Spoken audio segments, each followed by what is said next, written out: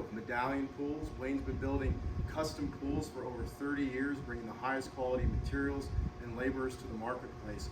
Wayne, we're talking a little bit about drainage right now. Tell us a little bit about the process and where you're at currently in regards to this build. Yeah, Dan, it's every job's a little different, and sometimes when we do go out and assess a remodel job, there are things that the homeowners may not even realize. For instance, there may be some compromised areas that we have to actually pull the actual pool deck up and fix and reset the drainage if it is causing some compromising areas on the pool shelf.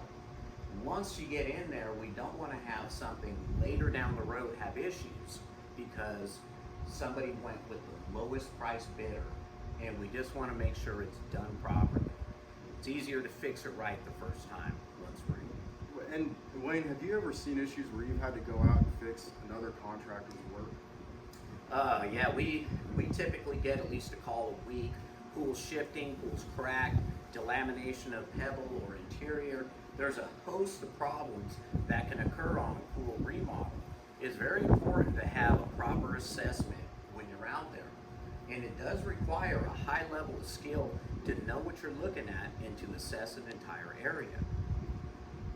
And I can imagine that has direct implications on the time frame and ultimately budget. I mean, nothing's more frustrating than have to double time frame and budget, especially on something that you wanted completed 30, 60, 90 days before that.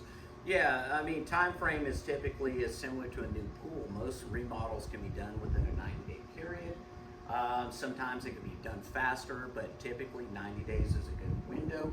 And doing it right is really weather conducive, make sure the materials are ready once we have access to begin that process for whatever stage that we need